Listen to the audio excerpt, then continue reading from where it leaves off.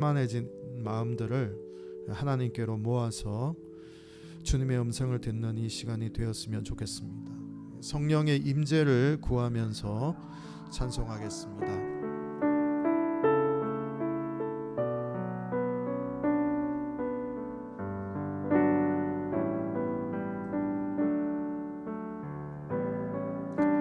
주님의 성령 지금 이곳에 임하소서.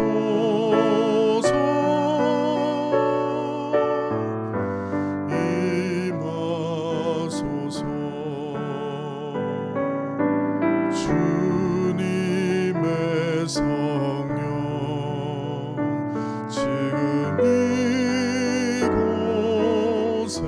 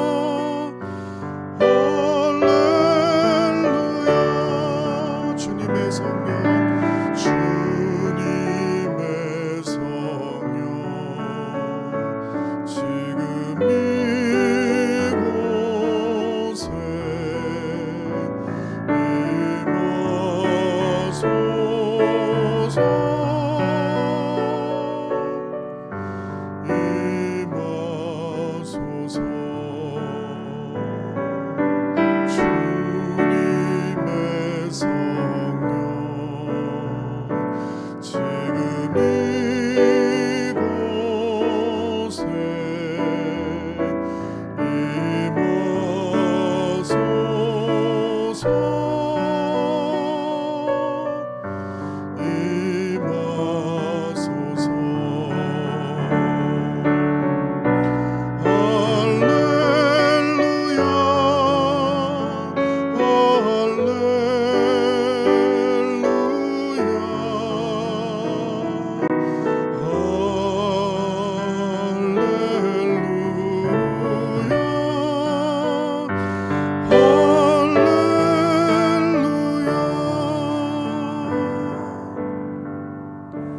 믿음이 없이는 하나님을 기쁘게 해드릴 수 없습니다. 하나님께 나아가는 사람은 하나님이 계신다는 것과 하나님은 자기를 찾는 사람들에게 상을 주시는 분이라는 것을 믿어야 합니다. 자비하신 하나님, 갈 길을 인도하시는 주님의 이름을 찬양합니다. 오늘은 8월 1일, 또 8월의 첫째 주일입니다. 오늘부터 우리는 다시 교회에 모이지 못하고 비대면으로 예배를 드리고 있습니다. 주님, 모두가 어렵고 힘든 이때에 우리를 위로하시고 곁에 있는 이들에게 더 배려하고 인내하는 시간을 보낼 수 있게 도와주십시오. 주님, 주님께서 지금 우리에게 원하시는 삶이 무엇인지 생각해 봅니다. 우리는 너무 자기 자신에게 매몰되어 있거나 자신에게만 집중된 채 살아갑니다. 때론 득이 되지 않더라도 불편을 감내하며 나의 울타리를 넘어 설 수 있는 그리스도인이 되게 해주십시오. 이 예배를 통해 생명의 떡이신 예수님을 먹고 마시듯 진리가 체화되는 시간이 되게 하옵소서. 예수님의 이름으로 기도드립니다. 아멘. 우리 같이 찬송가 198장 찬양을 함께 올려드리겠습니다.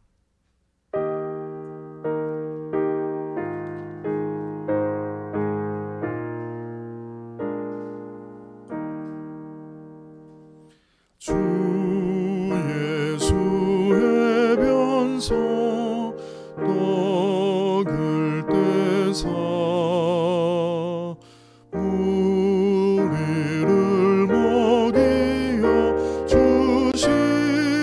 주심같이 생의 양식을 나에게도 풍족히 나누어 주옵소서. 생명의 말씀이 나의 주여 목말라 주님을 찾나이다.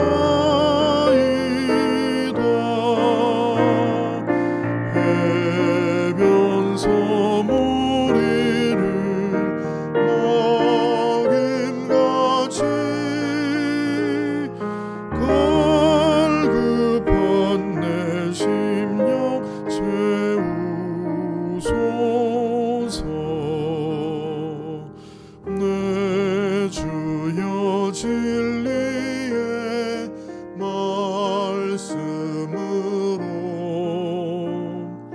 사슬에 얽매인 날 부시사 내 맘의 평화를 누리도록 영원한 생명을 주옵소서. 성령을 내 맘에 보내셔서 내 어두운 영에는 밝히시사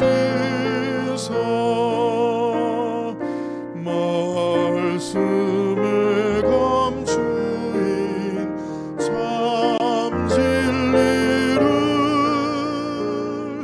깨달아 알기로 가옵소서.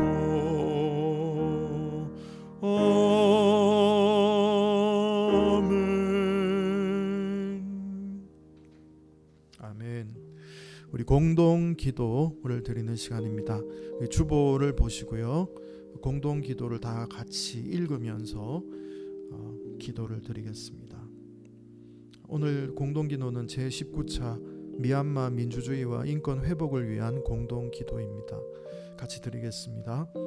사랑의 하나님, 민주화를 위해 수고하고 애쓰는 미얀마 시민들을 위해 기도합니다. 그들과 함께하여 주십시오. 용기를 주십시오. 제자들이 숨어있던 골방에 찾아오셔서 너에게 평화가 있기를 축복하시던 그 음성을 이 시간 미얀마 시민들에게도 들려주십시오.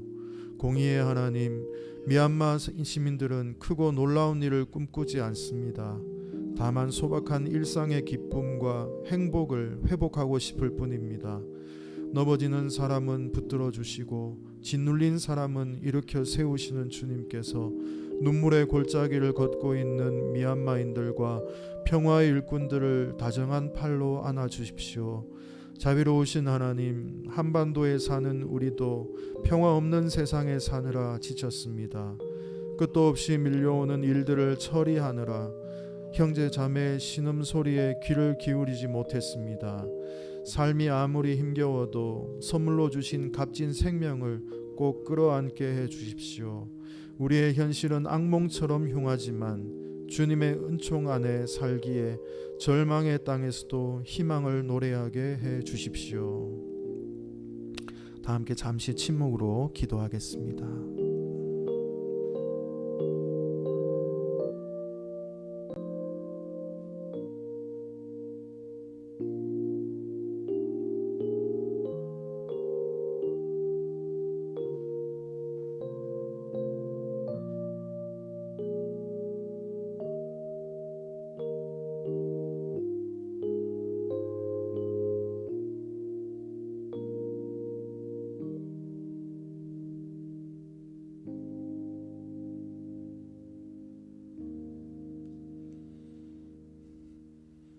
네, 성시를 다 함께 교독하겠습니다. 교독문 15번 시편 27편입니다. 교동문 15번 10편 27편입니다.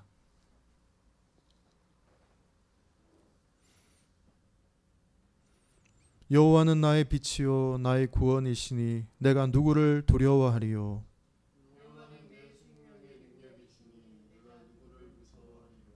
악인들이 내 살을 먹으려고 내게로 왔으나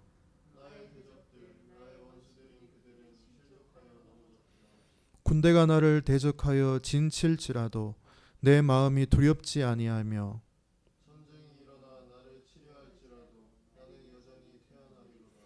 내가 여호와께 바라는 한 가지 일 그것을 구하리니 곧 내가 내 평생에 여호와의 집에 살면서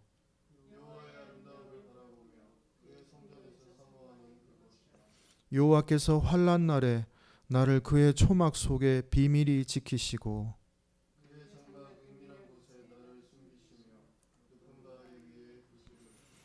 이제 내 머리가 나를 둘러싼 내 원수 위에 들리리니 내가 그의 장막에서 즐거운 제사를 드리겠고 노래하며 여호와를 찬송하리로다.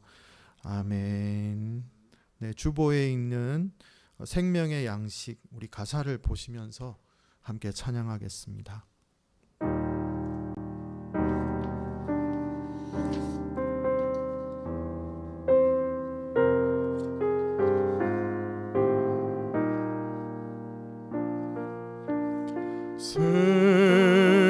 생명의 양식을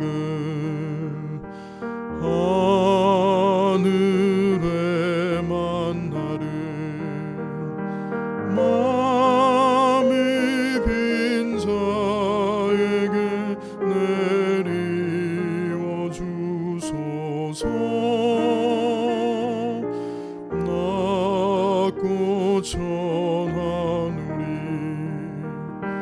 그를 입으시사 주여 주여 먹여 주소서.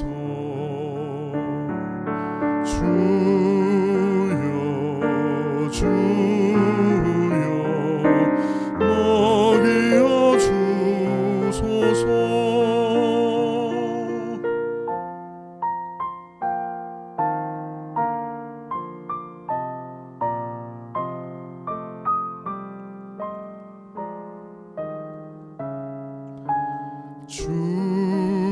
주님이 해변서 떡을 떼심같이 하늘의 양식을 내리어 주소서. 낮고 천한 그를 입으시사 주여 주여 먹여 주소서. 주여 주여 먹여 주소서.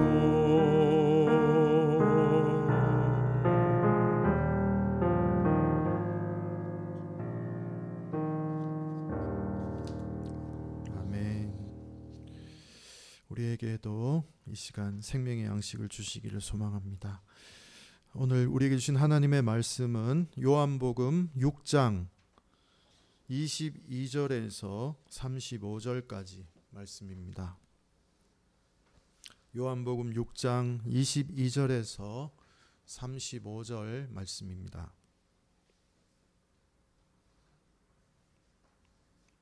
각 가정에서 저와 함께 한 목소리로 말씀을 같이 읽었으면 좋겠습니다.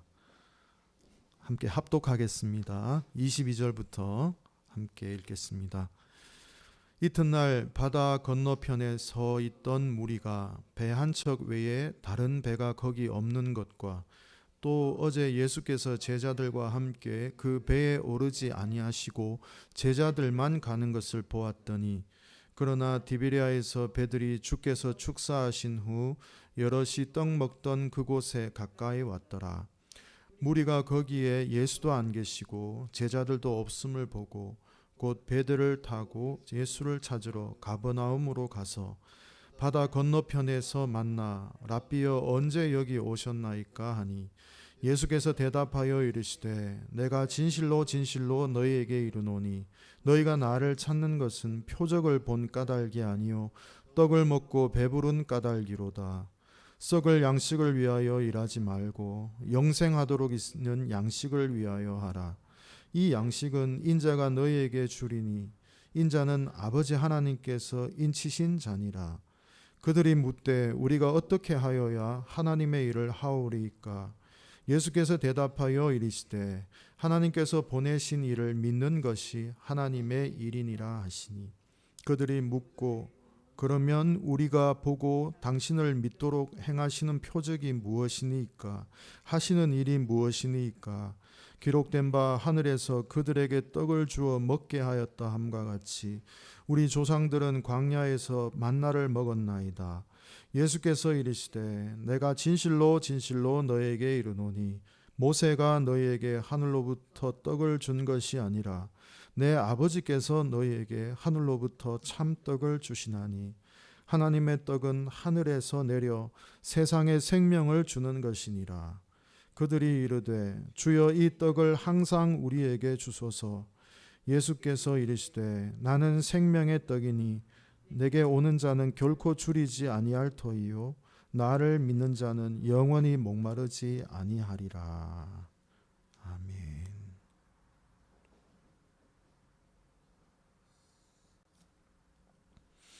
네, 이것은 하나님의 말씀입니다. 감사합니다.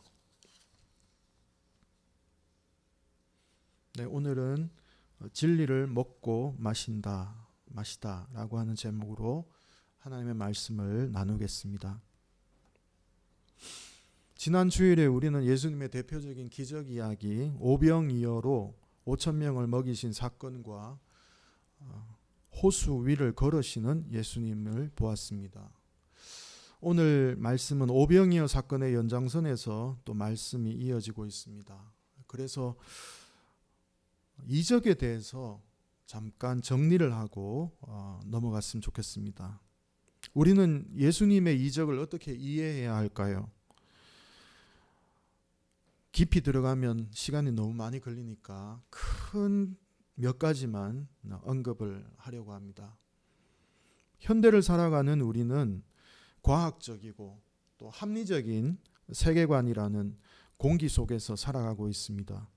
우리는 어릴 때부터 과학적이고 논리적이고 합리적으로 인식하는 환경 속에서 성장해 왔고 또 세상은 기본적으로 그런 과학적이고 합리적인 그런 기본적인 합의와 법과 제도 속에서 돌아가고 있습니다. 과학적이고 이성적인 해석이나 설명 없이는 이제는 누구도 그 사람의 말에 귀를 기울이지 않습니다. 그러나 성서에 기록된 특히 예수에 대한 대부분의 기록들은 오늘날 상식적인 이성으로는 납득이 되지 않는 이야기들로 가득 채워져 있습니다.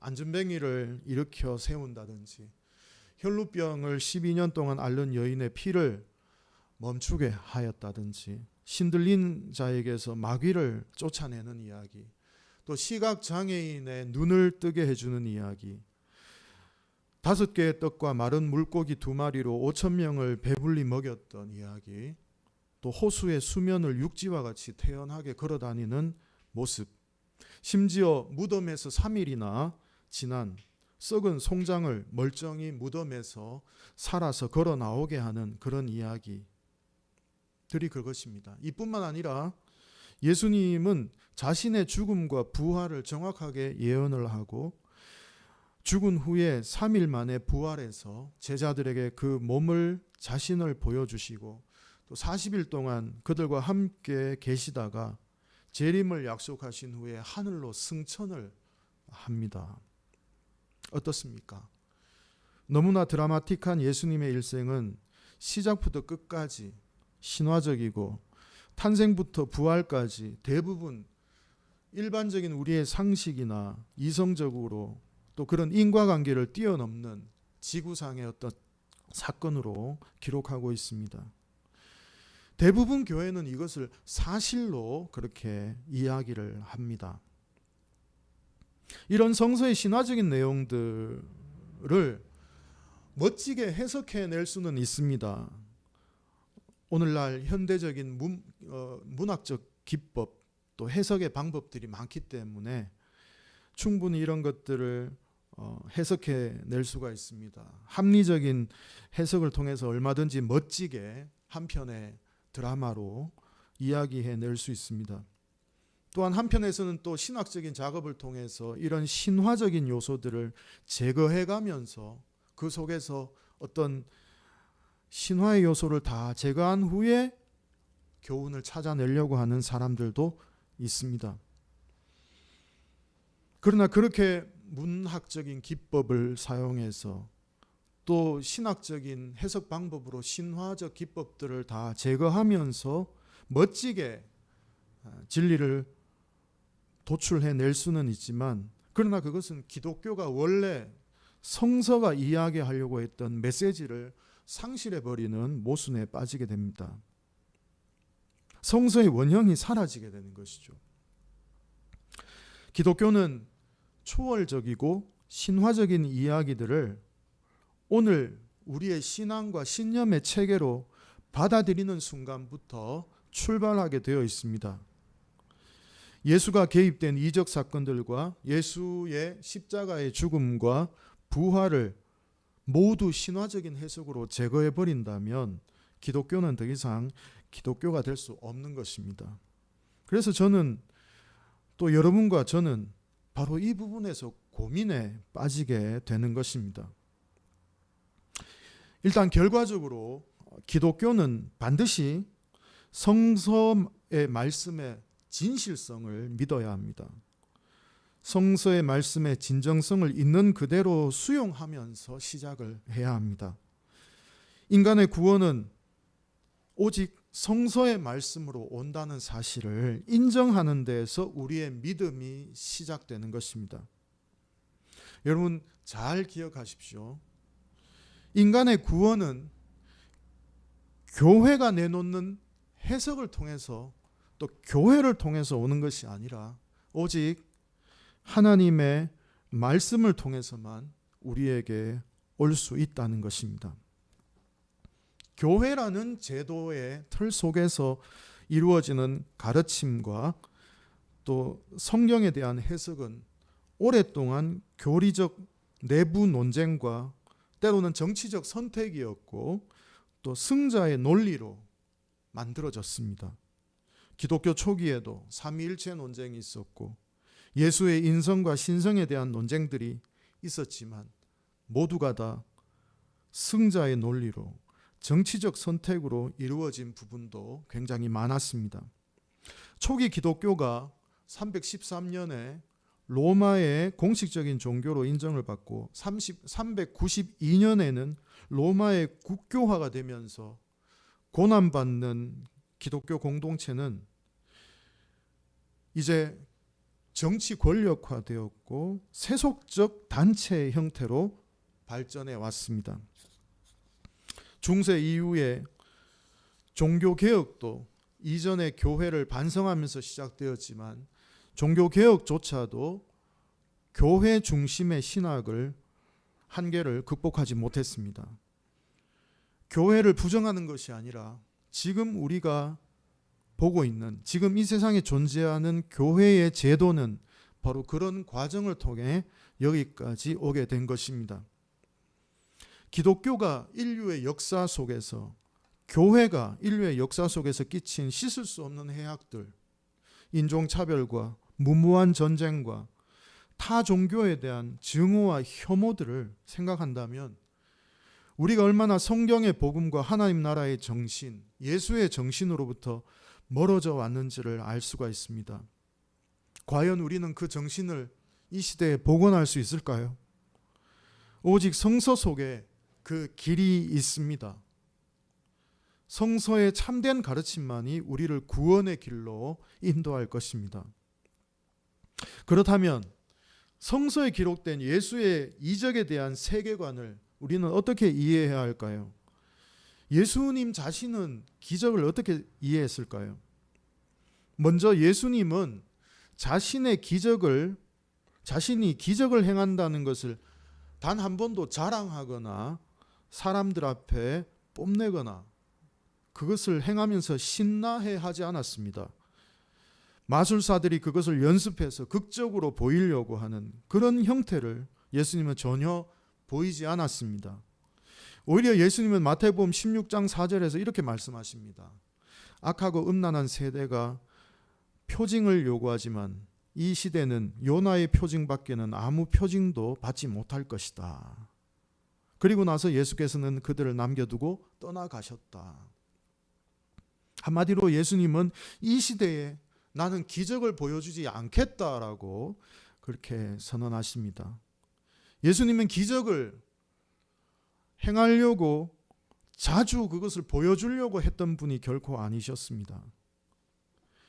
예수님은 기적을 요구하는 사람들에게 나는 기적을 행하지 않겠다고 말한 후에 매정하게 뒤도 돌아보지 않고 배를 타고 건너편으로 건너가 버리셨습니다.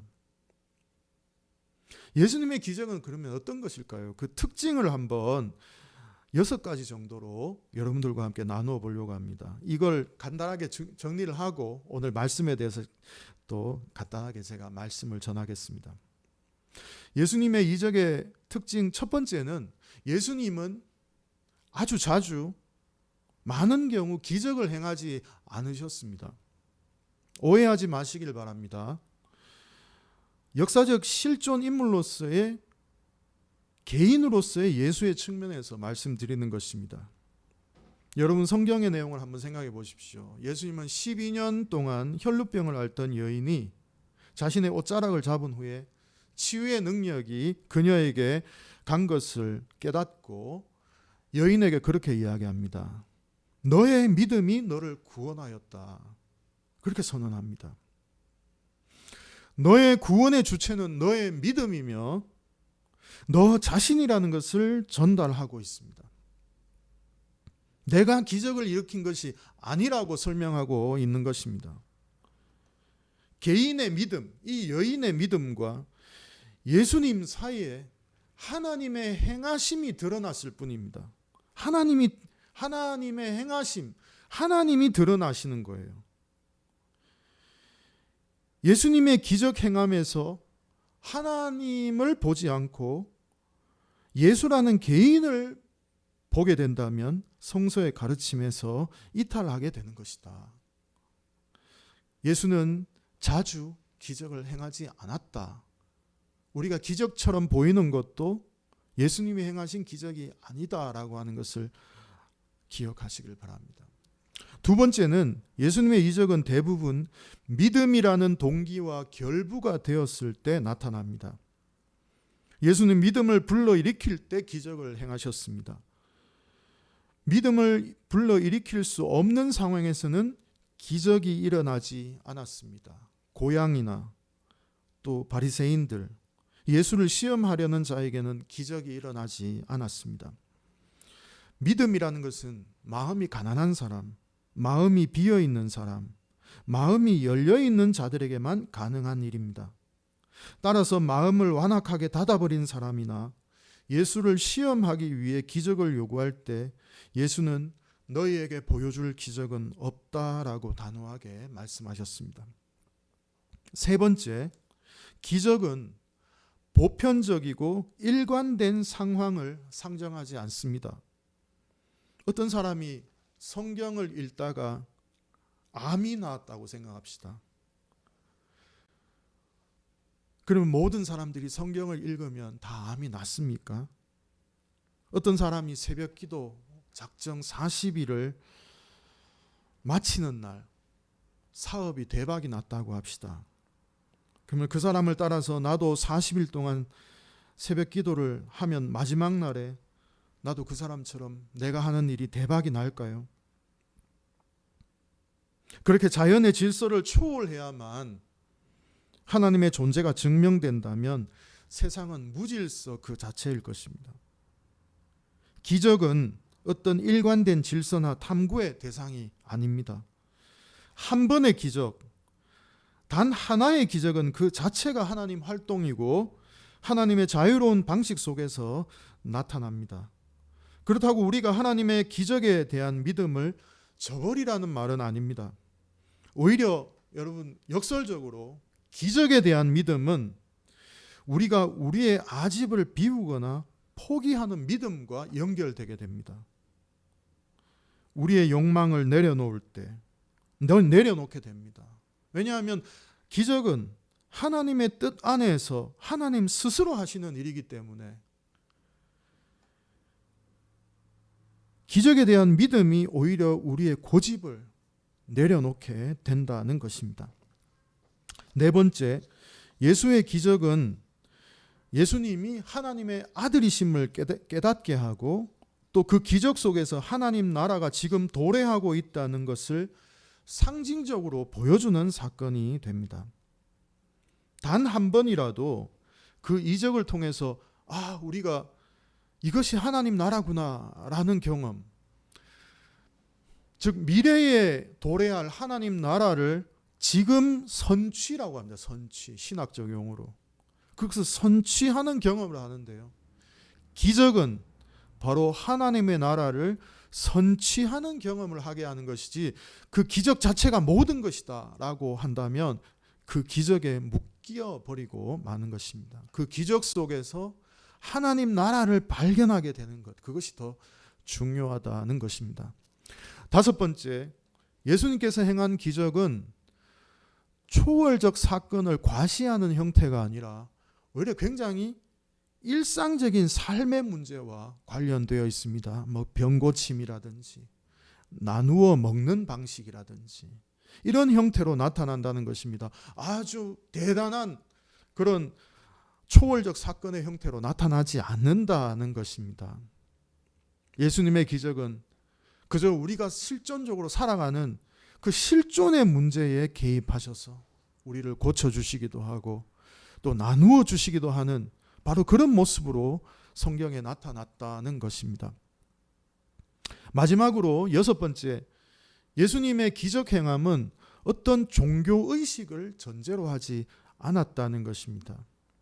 주문을 외운다든지 기도 많이 한 사람이 어떤 기도하는 새로운 형태가 있다든지 어떤 구판을 벌인다든지 거기에다가 어떤 수고비를 주는 형식이 주고받는 형식이 아니었다는 것입니다. 예수님은 그런 쇼를 보여주는 과정이 전혀 없었습니다. 예수님의 이적은 아주 담담하게 이루어집니다. 이것은 의도가 있어요. 예수님은 초자연적인 초월적인 능력을 부각시키지 않습니다. 오히려 그 속에 담긴 실존적 의미를 강력하게 전달하기 위해서 오히려 자신의 능력을 더 크게 보여주지 않으려고 해요. 그 의미를 온전히 전달하려고 하는 의도가 있습니다. 예수님은 단 한 번도 초월적인 능력을 과시해 본 적이 없습니다. 오직 그 행위를 통해 하나님과의 소통의 역사만이 거기에 있었을 뿐입니다. 예수님께서 만약 이적 과시에 관심이 많았다면 우리 기독교는 아마도 아주 전능한 그런 종교로 전락해 버렸을 것입니다.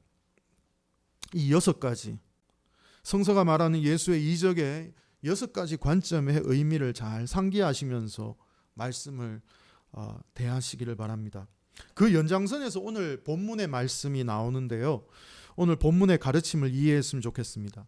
자, 예수님께서 오병이어 사건 이후에 사람들이 왕을 삼으려고 하니까 이제 저쪽 가버나움 쪽, 지금 여기 이 게네사렛 쪽에서 이제 저쪽 가버나움 쪽으로 바다를 건너가십니다. 피해서 건너가신 거죠. 자신을 왕으로 삼으려고 하니까. 왜 그렇습니까?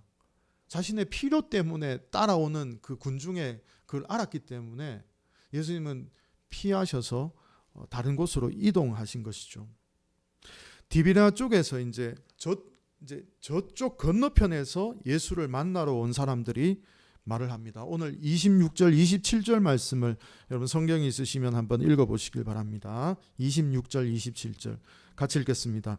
예수께서 대답하여 이르시되 내가 진실로 진실로 너희에게 이르노니 너희가 나를 찾는 것은 표적을 본 까닭이 아니요 떡을 먹고 배부른 까닭이로다. 썩을 양식을 위하여 일하지 말고 영생하도록 있는 양식을 위하여 하라. 이 양식은 인자가 너희에게 주리니 인자는 아버지 하나님께서 인치신 자니라. 아멘. 너희가 나를 찾아온 까닭은 이적 속에 있는 그 의미, 하나님 나라의 의미를 깨닫기 위함이 아니라 떡을 먹고 배불렀기 때문에 나를 따라왔구나. 이렇게 말을 합니다. 중국에는 쌀 기독교인이라는 말이 있습니다. 19세기 중국에는 배가 고파서 먹을 것을 얻으려고 교회에 나오는 사람들이 있었습니다. 그들은 개종을 했고 세례를 받았습니다. 교회의 일원이 되었고 교회가 그들의 육신의 요구를 채워주는 기간 동안에는 활동적인 교인으로 생활을 했습니다. 그러나 세월이 흐르면서 그들의 생활이 개선되어지고 그들의 삶이 풍족해지고 그들과 그 가족들은 더 이상 쌀이 필요 없게 되자 대부분 교회를 떠나버렸습니다. 그래서 선교사들은 그들을 쌀 기독교인이라고 불렀습니다. 이와 비슷하게 동유럽에도 이런 일이 있었습니다. 동유럽이 자유화되기 직전에 공산주의 통치에 저항해서 교회가 용감하게 말씀을 선포하고 또 목사들이 앞장섰던 동독과 루마니아 교회들의 사례가 있습니다. 사람들은 교회와 목사를 응원했습니다. 독재자를 반대하기 위해 교회에 참석했습니다. 그러나 구소련 체제가 무너지고 그 독재자들의 압제에서 해방된 후에는 사람들은 더 이상 교회에 나오지 않았습니다. 오늘 본문에서 예수께서 광야에서 5천 명을 먹이신 후 예수님을 따라서 가버나움까지 따라온 군중들이 나오고 있습니다.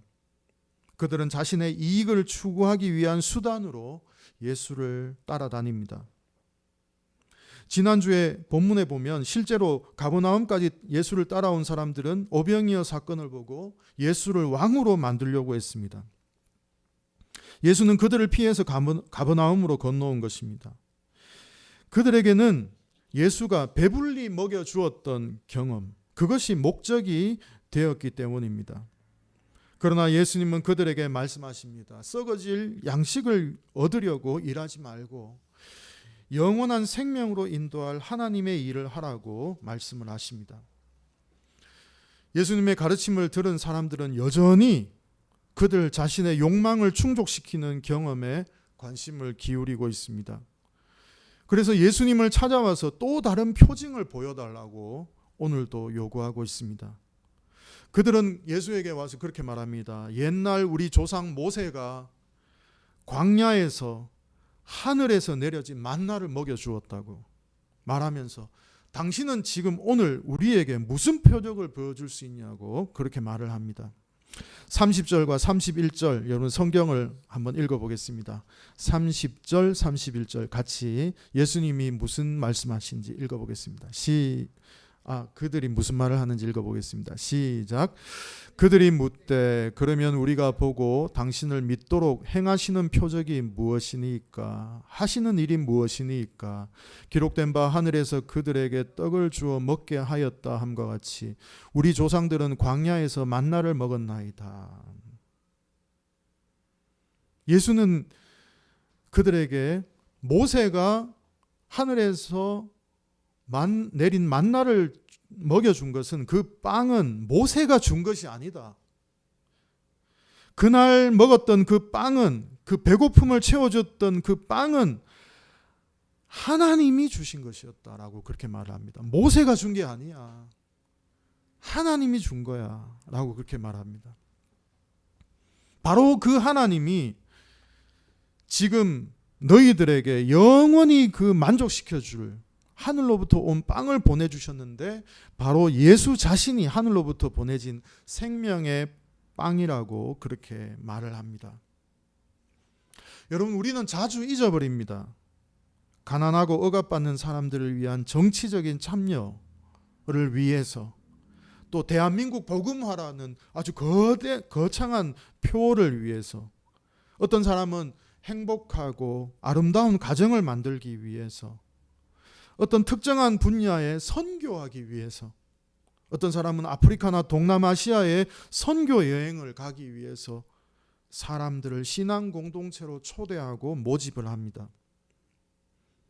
그러나 그런 목적이 사라졌을 때 신앙도 사람도 사라져 버리는 것을 저는 너무나 많이 경험했고, 그 결과의 모습이 오늘날 우리 한국 교회의 모습입니다.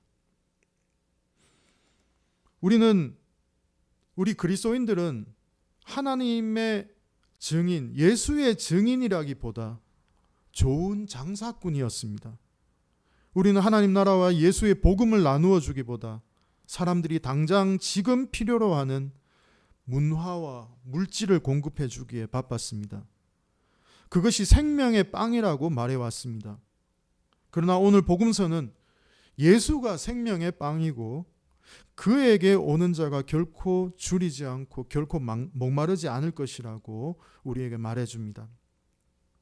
우리는 쌀 기독교인이 되거나 정치적 해방을 얻기 위해 신앙을 추구하는 자들이 아닙니다. 그리스도인은 시대와 장소와 사회적 필요의 문제가 중요함에도 불구하고 그것을 뛰어넘어서 진리에 관해 질문하는 사람들입니다. 예수라는 진리, 예수의 정신을 먹고 마시며 그분과 하나가 되어서 하루하루의 생명을 살아가는 사람들이 바로 그리스도인입니다. 여러분, 29절을 같이 한번 읽어보겠습니다. 29절 같이 읽겠습니다. 시작. 예수께서 대답하여 이르시되 하나님께서 보내신 이를 믿는 것이 하나님의 일이니라. 하나님이 보내신 이를 믿는 것을, 이 일을 믿는 것, 이것은 뭡니까? 여러분, 지금 무엇을 믿고 살아가십니까? 우리 크리스찬들은, 우리 그리스도인들은 하나님이 보내신 분, 즉 예수, 우리가 진리라고 하는 그 예수, 그 진리를 믿는 것, 그것이 하나님의 일이라고 오늘 예수님이 말을 하고 있습니다. 여러분, 이 한마디를 오늘 잊지 마십시오. 진리를 믿는 것, 그것이 하나님의 일입니다. 진리를 믿으면서 오늘 우리에게 주어진 일을 창조적으로 묵묵히 해나가는 것, 그것이 오늘 그리스도인들입니다. 믿음은 반드시 물질적인 번영이나 개인적인 만족을 채워주지 않는 경우가 많습니다. 그럼에도 불구하고 우리는 복음이라는 것과 진리와 하나님 나라를 믿을 수 있을까요? 우리 안에 쌀 기독교인의 모습이 없었는지 반성해 봅시다. 지금 당장 필요한 문제 해결만을 위해 예수에게 매달리지 말고 진리에 천착하면서 문제보다 길과 진리요 생명이신 예수님을 먹고 마시면서 예수와 끊임없이 교통하시기를 바랍니다. 바로 거기에서 하늘로부터 오는 결코 줄이지 않는 삶, 결코 목마르지 않는 삶을 우리는 발견하게 될 것입니다. 기도하겠습니다. 생명의 떡이신 예수님, 당신을 먹고 마시게 해 주십시오. 영원히 줄이지 않고 영원히 목마르지 않는 그 양식을 붙들게 해 주십시오. 예수님의 이름으로 기도드립니다. 아멘. 네, 공동 축도를 나누면서 우리 예배를 폐하도록 하겠습니다. 주보를 참조하시면서 함께 공동 축도하겠습니다. 마음속에 한 노래를 간직하고 세상을 향해 나아가세요. 귀 기울여 당신을 격려하는 노래를 들으세요. 소망을 나누세요. 우리들이 경험한 하나님을 서로 이야기합시다. 창조주 그리스도 위로자를 기억하며 항상 당신의 노래를 부르세요. 주 예수 그리스도의 은혜와 하나님의 사랑과 성령의 사귐이 우리 모두와 영원히 함께 하시기를 기도합니다. 아멘.